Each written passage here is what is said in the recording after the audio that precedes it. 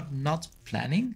It's about planning when you know more, when you take the step. The map is not the terrain, you know, like, and I think that's the key thing. That's humble plans. And the reason why they're frustrated is because they took the wrong turn at the start.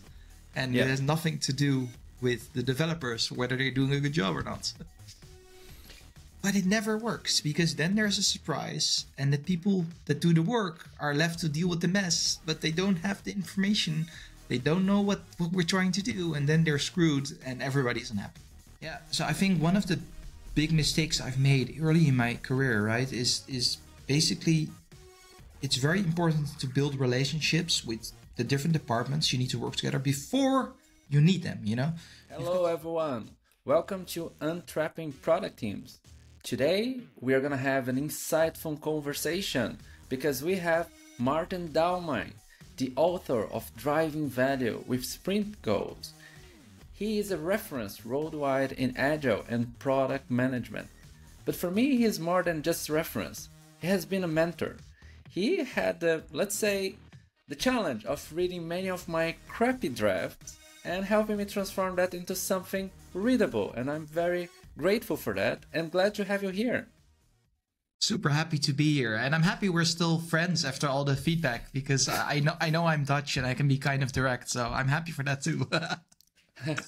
Yeah, I learned that feedback is actually a present, so someone is trying to help you, so it's important to listen to that. It's true that some of that sometimes hurt because I felt like shitty, but I said, I can learn something. Let's take the learning part. It's super nice. Yeah, that's one of your great qualities, that you can do that. It's not easy, so. Yeah. Very curious to talk about your book. One thing that I'm particularly interested is when I first heard you were going to write a book, and then I said, for sure it's going to be a great book. And then I saw the topic, sprint goals. First I wondered, how can he write the whole book about sprint goals? It's important for sure, but the whole book about it? And then I was wondering, where did it come from? Yeah. So I'm also curious, right? So to be fair, right? The number one thing I heard was that when I was writing the book, like, how can you write a whole book about sprint goals? And I'm curious, like, why did that thought pop into your mind? Like, why? I mean, I'm curious where it came from. Maybe you can explain why you were feeling that way. Maybe it's my pragmatism. And then I thought, sprint goals is something that maybe you could solve that with a well thought through blog post. And you had great posts on sprint goals already. And I was wondering, a book around it? How would that play out? So I couldn't connect the dots. Maybe I was missing creativity, but I was curious, how did you imagine come that? So I was really skeptical of sprint goals, right? So I think that's also one of the reasons why many people are like, sprint goals? Like, how can you write a whole book about that? I think that was one of the reasons as well. People were, because lots of teams were not using them. They're still probably not using them. And I was that same person, right? So what happened actually was there was a team and I was the product owner of the team and I was moved to another team. And you have to imagine this was at a big corporation, right? And they actually told me, Maarten, you cannot help your previous team.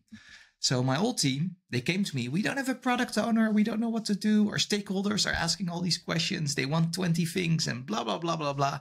But we were super sad. And I said, look, my hands are tied. I can't help. So I said, but I've got an idea. And I said, and I didn't tell them. I had zero confidence it was going to work, right? I was like, I'm just going to give them something. So I said, why don't you just talk to your stakeholders, ask what's the one most important thing we could achieve now? Like one thing, not two or three things, one thing. And ask and really try to focus on what are we trying to achieve, not what feature we're delivering. Just keep asking questions so you understand that. And that's your goal. And that's what you're going to use to make the user stories, the tasks, because you don't have a product owner. So that's not going to happen. So that's what they did. And I was thinking like, I didn't help them. I felt bad. You know what I mean? And a few months later, the developer came to my desk and he was like super happy. You know, these people, when they're like excited, he started speaking faster and he was like, life is great. Like we're delivering a lot of new stuff. The stakeholders are super happy and all of that without a product owner. And I was just sitting there like, what? So I was also kind of like feeling like, okay, so maybe my whole job wasn't necessary. You know what I mean? So I was kind of also like, okay, wait. So, and then I was kind of the moment like, okay, so I got to try this. And then I tried it myself. So with the new team I was starting, like a few months later, I was working with this new team. I started there as well. And it really opened my eyes. And then when my eyes were open, I was like, actually, this makes a lot of sense. Because as you know, I read a lot of books. So I connected all the dots and I was like, okay, this is exactly what they're doing in the military. You know what I mean? They don't give plans. They kind of give this commander's intent, like, hey, this is what we're trying to achieve. And then the people on the battleground, they make the plans. They adjust the plans. And that's kind of where I'm like, I had my aha moment. And I said, wait, if this is so counterintuitive, I should write a book about it. Uh-huh.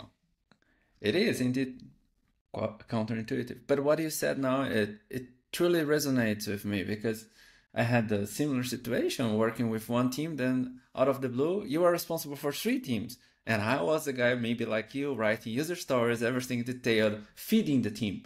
And Yes. feeding the team. And what I heard from one developer, hey, David, I really like what you do, but if you want us to work, I have no idea how you're going to feed 25 software engineers. So you better point us the biz and we can lay it down. And that is, yeah. Said, stop feeding us, man. Yeah, I like it. So the way, you know what I'm having in my head now, like you were kind of like this mother or this father bird, you know, like with the little birdies, you know, giving the little pieces of food. Yeah. So instead, you're like, okay, here's the mouse. Go figure it out. Yeah, that's the moment I learned more about goals and so on, and giving directions instead of giving tasks. So that is something. But yeah, I understand where you're coming from, but it was very counterintuitive and brave to take this, because there was no book about sprint goals, and yours, as far as I know, is the only one.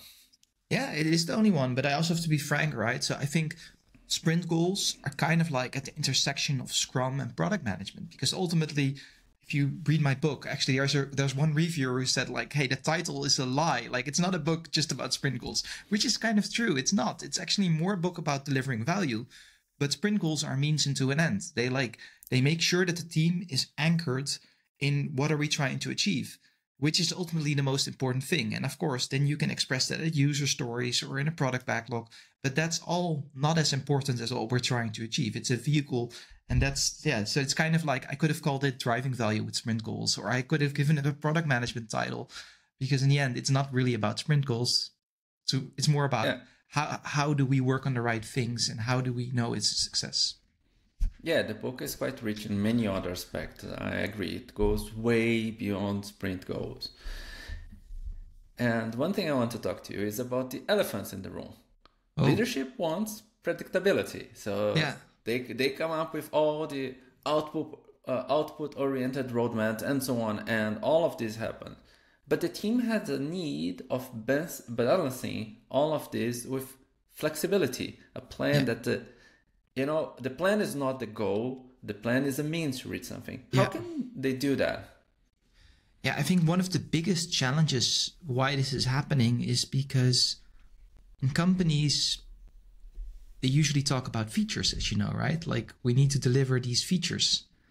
And the moment you're in that situation, then the only thing you can do is reverse engineer outcomes from features, and it doesn't work. You know what I mean? And then that's when you get this predictability, and I think this focus. So I think it's very difficult. So the key thing here is, who are your stakeholders? What do they care about? And to engage in conversation to understand, like, what do they find important? But what you often see, and I'm curious also to hear your experience, is when companies want this predictability, you just talk about all the stuff that you've delivered, you know what I mean? It often wasn't on time, you know what I mean? And often the results were not what you expected. So why are we fooling ourselves? And that's what we should be talking about. Like, hey, and I have this, actually, I do, I give training. So I have this, I call it the friction game. So I actually do a lot of exercises as well with leadership, where I kind of show them like, hey, if what you're doing is complicated, which means you can plan and predict, you need experts, and the experts need to make a plan and execute the plan. You're predictable. But if what you're doing is complex, that means before starting, you don't know enough, right? If you spend too much time thinking and planning, then you get the fog of speculation. on top of the fog of beforehand, because before starting, you don't know everything. So this is kind of what I try to explain to them. So this illusion of progress actually slows us down and actually results in less value delivered. So yeah, and what I was telling them, if you have to make shit up, you know what I mean? Make shit up, but don't make a plan to make shit up, because the plan is just going to be worse. And then it will drag you down. Yeah, my experience is very similar to that. What I like showing to them is like, how long do it take talking about the work instead of actually doing the work? And then the more predictability you want, the more people inside rooms you're going to have. Yeah. And the more pissed off they all will be. And it doesn't take long, as you say. The speculation becomes actually kind of truth, I believe. Oh, well, we know what we're doing. We speculated a lot. Just don't use the word speculation. We start becoming like experts on something without actually knowing what we're talking about. Yeah, and I think a nice way of phrasing it is, do we want to talk about how many times did we go to the gym until the end of December, you know what I mean? Or do we want to talk about how much muscle we gained and how much weight we lost? And how much progress we're making every month? Because that's the very fundamental dip. Because do we want to be anchored in results, or do we want to be anchored in the plan of what we're going to do to produce those results? And I think it's much better to be anchored in results. And that's what we should try to nudge them towards. Because if we want that six-pack, we should look about how close are we to that six-pack, instead of how many times are we going to the gym? And did we go 50 times to the gym? Because maybe it's not going to the gym. Maybe you're like me, you drink too much, you eat too much candy, you're not going to have that six-pack. Yeah, that's true. It's about the results. It's not about the features exactly. Yeah. And you use the term humble planning, and you say that humble planning is quite good to address complex work. I want to explore this, but before, like, how do you see complex work in the digital product management? If you could elaborate on that, would help the ones watching. Yeah. So basically, the way I see it is, if what you're doing is complex, you still need experts. It just means that before starting, you cannot make a great plan.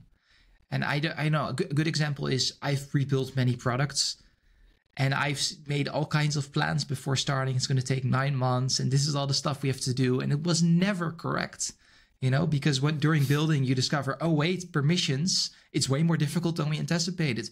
Or the architecture we've built, it doesn't scale as well. So there are all these surprises. So the way I kind of look at it, if what you're doing is complex, you will have a lot of friction. So friction is actually a concept from the military.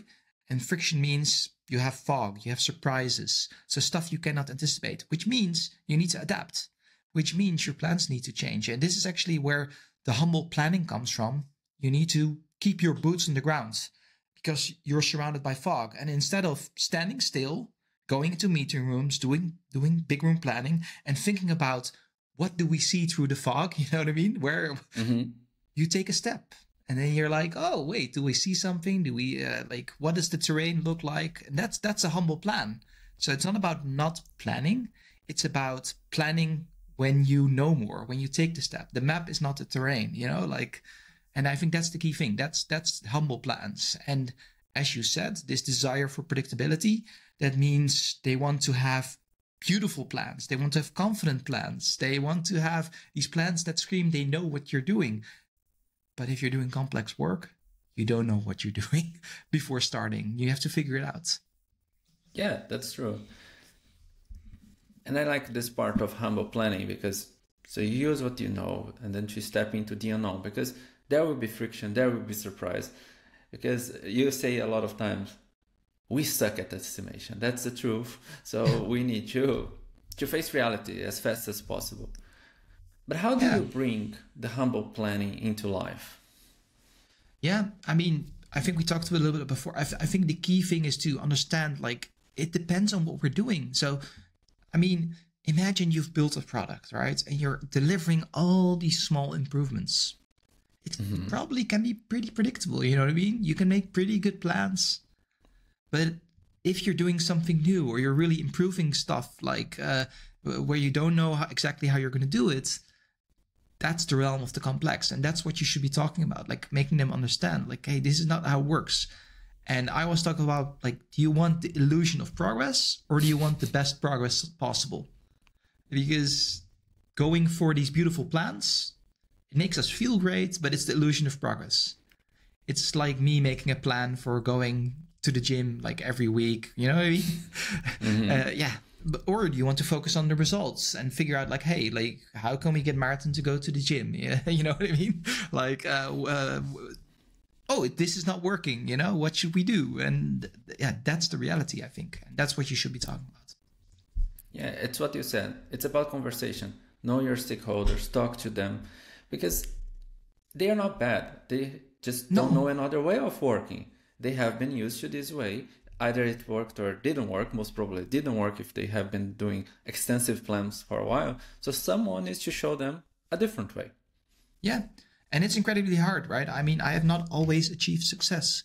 I think, the planning paradigm becomes much more natural to us because it's kind of like the school paradigm. You know, you've got all the information. Here's the book. You can ace the test. You get a perfect score. That's not what software development is. It's messy, you know? You're going to get it wrong the first time, and it's just very different. And we struggle with that, like, because it just goes against what we've been taught. Yeah. And for me, it has been like a bit different because Brazil is quite unpredictable. Yeah. So this scenario, economic, and like the reality is it is unpredictable. You simply don't know what's going to happen. So you live day by day and you see whatever is going to happen and then you do it. So I have been used to adapting as often as possible. But then I moved to Germany. Yeah, that's exactly what I want to ask. So how Germany is probably different. Oh, yes, it's a massive difference. And everything. So sometimes I want to schedule, just a coffee with a friend. And then I say, hey, shall we have a coffee just to chat? And say, yeah, we can do it. Let me look in my calendar. I have time on 12 Saturdays. So in 3 months at 5 p.m. I say, what are you talking about, man? I say, I'm talking about this weekend, maybe tomorrow, or maybe even this afternoon. No. It's too short notice. So it's so the same thing happened during this podcast, right? You told me like, let's do it like a few weeks from now. I was like, no, man, like I don't know a few weeks from now where I will be and what I will be doing. Let's just message me. And you messaged me yesterday, right? So now we're doing it today, and I'm like, yeah. That's good. Yeah, so I started adapting a little bit in the couch. But in terms of work, I see it as an opportunity because what Germans do pretty well is about engineering, and it's actually more on the complicated work. They can create cars very well, but if you have the experts there, you can reproduce the same process all the time and you get the same result. Yeah. But when it comes to digital products, I realized that I had an advantage here because my first contact was 12 months plan. And everything was pretty much detailed. And I start challenging that. And I said, hey, what if we start with the results we want to achieve and we work backwards and we see if we are getting there. And if not, we should talk. They said, what are you talking about? That's not how we work. We already did the analysis and we paid an agency to invest 3 months doing this. So we know we're doing the right thing. They said that only when customers are using, we know it's the right thing. And then I started trying out with one team, but I was lucky that the stakeholders were curious and they were very unsatisfied with the previous result. So I had the chance of driving things in the place I have been, but it's not easy. Many people struggle with that. Yeah, you're absolutely right. Yeah, it's difficult, but yeah, that's the only thing we can do. We can talk about it, and how can I say, the main thing which will always help us is, if we're following the wrong approach, it means we're not going to be delivering on time. And everybody's frustrated about that. And the main thing is we should talk about, hey, we're not delivering on time because we have people that don't know what they're doing. They're experts. They know what they're doing.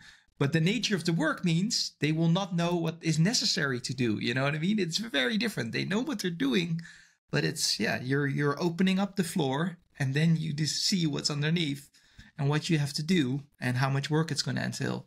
And it could be simple. It could be 3 times as difficult or 4 times as difficult.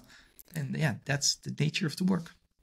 But one thing that happens is the motivation in the team will change. As you said, with the soft engineers, they work differently because they can bring their creativity.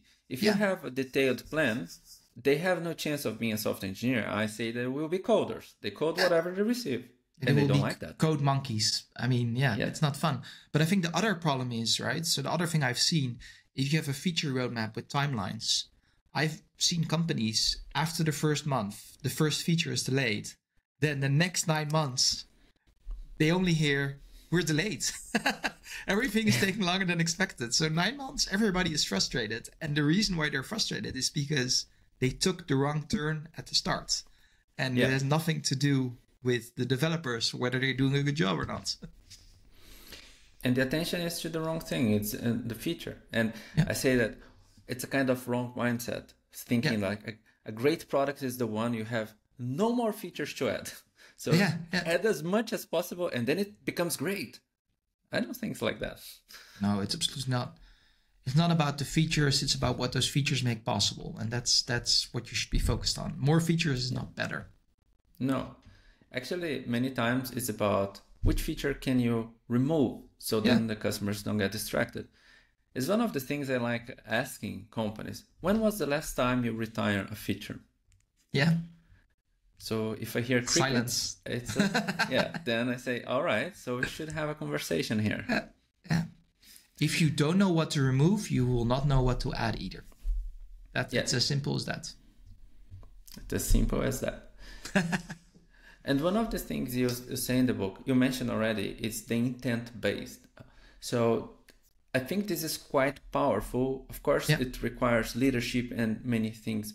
You already mentioned a story, but I wanted to know if you have another story where you could share the challenge and the triumph. Yeah. So I think the key thing here, right? So this is kind of what it counts. So intent is a concept from the military. It's called the commander's intent. And what's actually very interesting, I've also given talks at military organizations, and they don't give plans to their people. And because it doesn't work, it doesn't produce the best results, because we all know the saying, right?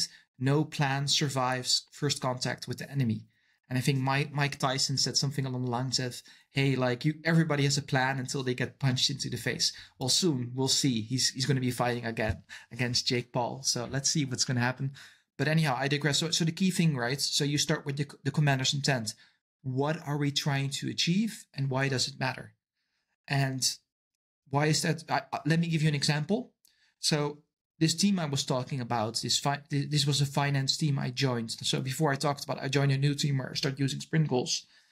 There was no product backlog. There was literally nothing. So the first thing that happened, right? Scrum Master came to me, Maarten. And he was super nervous, We need to start. We don't have a product backlog. We don't have a team charter, he was super stressed. And I said, no. We don't need any of those things. I said, I'm just going to talk to stakeholders and I'm just going to ask them, what's the one biggest problem you're facing? And so this was an internal finance department. So after talking to all these stakeholders, I got them to agree that the most important problem they were having was monthly closure. So every month you need to close the month. And it was taking way too long because it was a manual process. And I actually said, hey, so you've got these 20 reports. What if we try to automate one of them? You know what I mean? Would that be the most valuable thing we could do? Yeah. Okay. So I just went to the team and said, hey, we've got 20 of these reports. I don't know what they are. I don't know where the data comes from. I don't know anything, So I want us to automate one of those reports and I don't care which one. Pick the easiest one. We don't even know which one is the easiest. You know what I mean? So that was the goal. And they were super stressed. I said, but Maarten, what if we don't succeed? I said, that's fine. Like the way I see it, we've got two options. Option A, we succeed. Life is great. Everybody's happy. Option B, we don't succeed. Well, then we know the problems. And then we know them quicker than if we would go into a meeting room, talking for a few weeks, making these team charters and all this sprint zero bullshit. So I said, yeah. And so what happened was there's one ticket in the sprint, proof of concept. Like, hey, they picked a report which they believed was the easiest. And after 3 days, it was working, the proof of concept. And then we had another planning meeting where we said, okay, so what do we need to do to make it scalable? It works. So actually the stakeholders saw the POC, they saw the data was correct and everything was the same. And yeah, at the end of the sprint, we had something that worked. all because they understood what we were trying to do, why it matters. There were no tickets. Yeah. Yeah. It's like the command and intent, because one of the things there, and people get this wrong when talk about military, they think it's command and control. So only the higher ups make decisions. Actually, as I understand, they make the commander intent so everyone on the front lines can make the best call given what they are seeing right now. Correct, exactly. And that's what you want. You want people with the best information to have the authority to make decisions. And what do you see in organizations? They want the people with the most authority at the top to have the best information. We produce all these slides to make this beautiful information for them, but it never works, because then there's a surprise and the people that do the work are left to deal with the mess, but they don't have the information. They don't know what we're trying to do, and then they're screwed and everybody's unhappy. Yeah, then everybody is unhappy, results will be bad, and everyone's gonna suffer. Yeah, and that's what you see at many companies, unfortunately. Yes, and then we have a Scrum, which I call is the soulless Scrum. That doesn't work. And you say one thing that is very beautiful. The sprint goal is the heartbeat of Scrum. Yes. Can you elaborate on that? Yeah, so what's interesting is I actually worked with teams that were not able to set the sprint goal. And those are teams where you shouldn't be using Scrum. That's what I figured out. Because a team is a group of people working towards a common goal. If you have a daily Scrum where you have developer A, I'm working on something else, developer B, I'm working on something, nobody's really working together. Why the hell are you doing Scrum? You don't have a team. You've got a group of people. So why is the sprint goal the heartbeat of Scrum? It's because every Scrum event relates to the sprint goal. And the way I compare it is in classical music, you have something which is called a leitmotif. So, for example, you've got, if you watch the movie Star Wars, you know, when Darth Vader comes, you're dun, dun, dun, dun. So that's this theme that keeps going back. Same in Harry Potter or in Indiana Jones. That's the sprint goal. That's how important it is. And that's why it's the heartbeat of Scrum. Without a sprint goal, you shouldn't be doing Scrum, period. That's it. Yeah. And don't make it up, right? The sprint goal is to deliver all features by the end of the sprint. That's not a sprint goal. So no, I have been contributing to things like that, putting the word "and." So the sprint goal is this and that and that and that and that and that, and keep going. Yeah. No, that's not what you should be doing.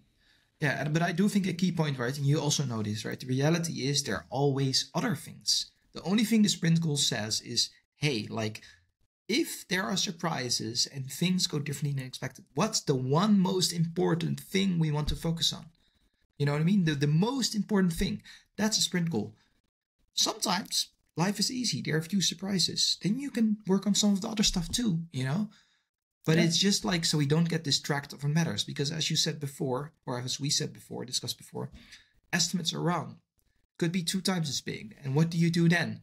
What most teams do, they work on 3 things at once, and all of them are not delivered because we're working on 3 things at once, and the estimates are wrong. Instead, what we should be doing, hey, wait, the estimates are wrong. The one thing is the most important thing, so we're going to focus on that. And maybe we won't even deliver that, but at least we'll be the closest to delivering something. So what I also write in my book, what I always ask stakeholders, do you want us to work on 3 things at once? Which means all 3 of them will be delivered later. You don't have control over what gets delivered first. Or you want us to work on 1 thing at a time. And that means you have control and it will be delivered sooner. Tell me what you want. You want the illusion of progress or actual progress? That's kind of the choice. Yeah. The sprint goal is the orientation. And I like one example you gave in your book.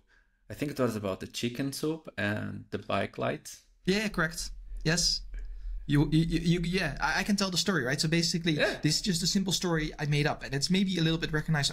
So imagine, right? Imagine, David, you've got guests over for dinner, right? And your wife is cooking, right? Because you also cook, right? But she's cooking, and she calls you, and she says, David, I forgot to buy the meat. By the way, I also don't have bike lights, and I need to use the bike at night tomorrow. So can you also please, if you have time, buy some bike lights? Imagine you would come home with only the bike lights and not the meat, right? The dinner is ruined. You know what I mean? Yeah. She would not be happy. But imagine like if you come home with the meat and not the bike lights, they should be like, okay, David, you did a great job. Like we can have the dinner, the guests are happy. And yeah, the bike lights, I can pick it up tomorrow, And that's kind of what you want. And that's the thing, because sometimes might be that when she called me, I'm on the street and in front of a bike shop, and I decided to go there because it's the easiest thing to do. I'm close there and I can just check. Done. But then the supermarket is closed after. So I screwed and then up you're screwed because I didn't prioritize. Yep, exactly. And this connects to the other part, the power of sprint goals. Because as we all said, there will be surprise. How can the sprint goal help us deal with surprise? Yeah, it's because it keeps us anchored in the one most important thing. And that's what the military as well realized, right? So the military realizes our plans are going to change. And if the people on the battlefield need to change plans, they need to know what's the most important thing. Because otherwise, you're going to have all these different battalions doing different things. You know what I mean? They're not going to be working together. Because if you give them 5 things, maybe one will work on thing 1. And it's all about like, how do we focus on our attention on the most important thing we're trying to achieve? And that's the same with Scrum teams. You want to get them to collaborate, to focus, and that's the main thing. Like it gives you superpowers.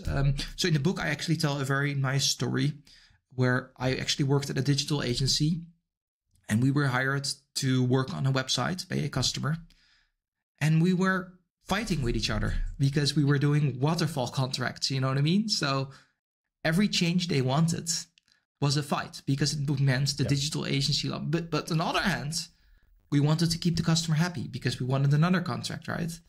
So then there was something that happened in the newspaper. There was an article which actually said, kind of made fun of the company for not having certain features. And then basically they said, okay, wait, you have 2 months and you need to make sure we can deliver this, get this feature out of the door, figure it out.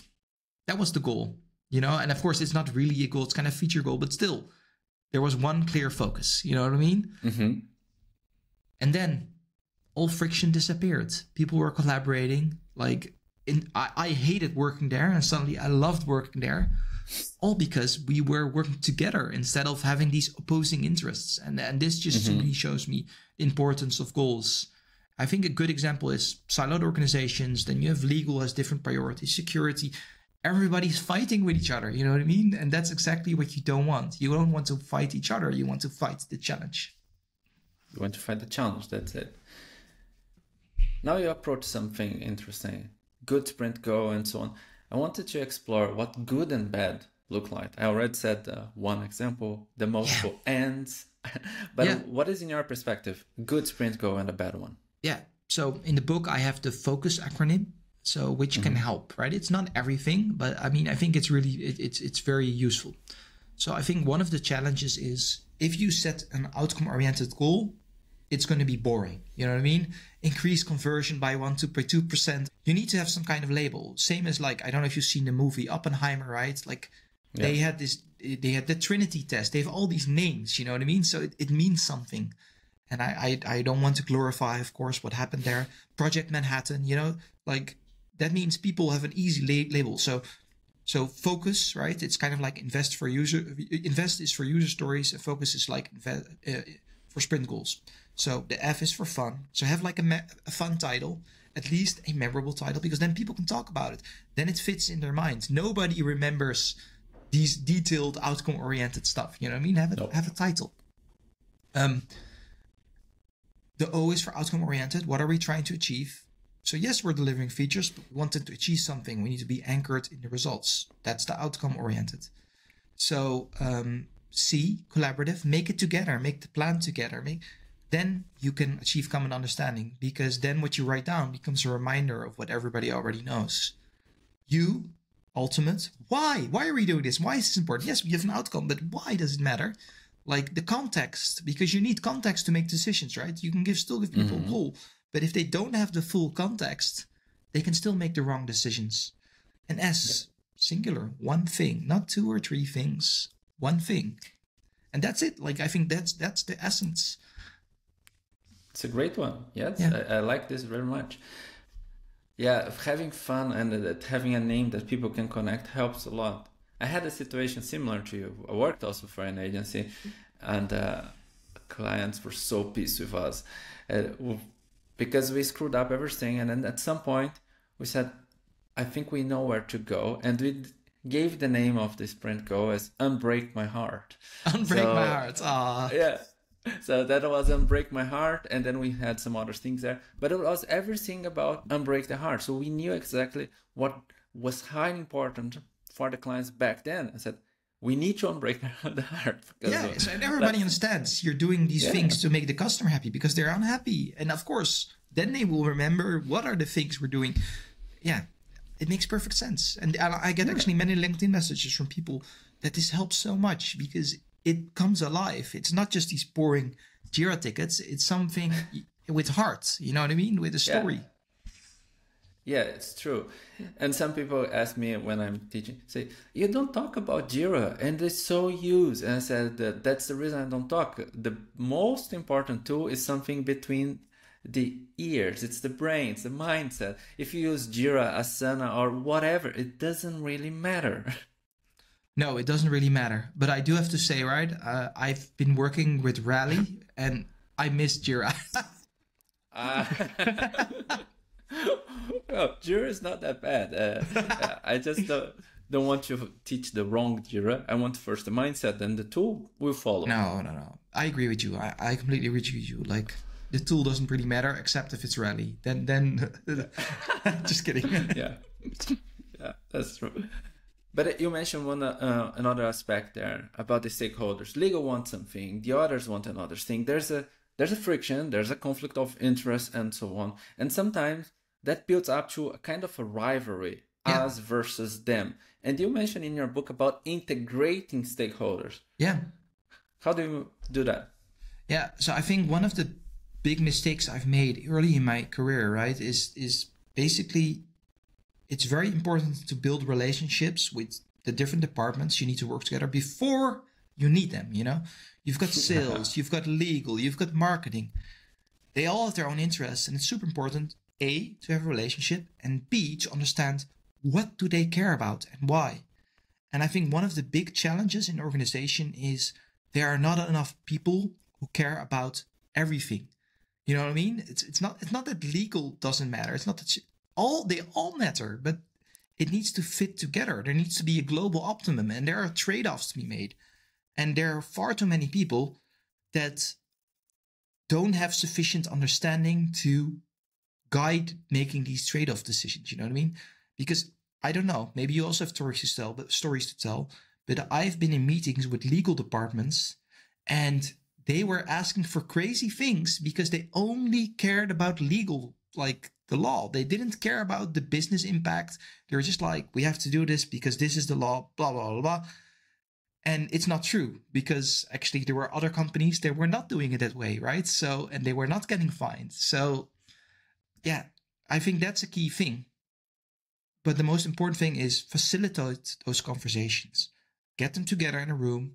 Get them to try to understand each other's point of view and make decisions together. Like, there's nothing more frustrating than if I would go to the head of sales, we make all these decisions without involving the legal departments or security, and then they suddenly like, wait, what happened? Why is my thing not on there? Well, if you would have them in the room and they would understand the trade-offs and why, they might be cool with it. You know what I mean? But they need to be part of the conversation. And I think that's the key thing. Collaborate. Don't, involve them. It's going to make your life easier. They understand why decisions are made. And the best thing of it all, if there's disagreement, you can make it their problem. Let them fight it out. Don't be the person in between. It sucks. They're going to hate you. Let them hate each other and let you know what happens. Yeah, I do have a similar approach, but one thing that you said, it's quite interesting and overlooked. I would even say that build a relationship before you need them. Yeah, because generally we start doing kind of a stakeholder please. So yeah, there's a request. Let's talk to this person, and you get to know that person through the request. So yes, that will be a little bit too late, and that's what I have been doing for a long time. But then I learned about this part. Let's put everyone in the room and talk about it. Yeah. Because if you get everyone in the room, then you can understand the real problems. Let them fight. Let them fight. I even used to say that. For me, it was like watching a movie, you know. I would just eat the popcorn, the guys would fight with each other, I would just, boom, raise a question, and then they would pick and bam, bam, bam. But then it would create something very important, alignment. Yes. Someone would say, given the problems you have, forget about my requests. I'm withdrawing them right now. Yeah. Let's focus on yours. And about legal, it's a classic, like, this is legal. And then people panic. We have to do it. It's not like we have to do it. We have to talk about it and decide.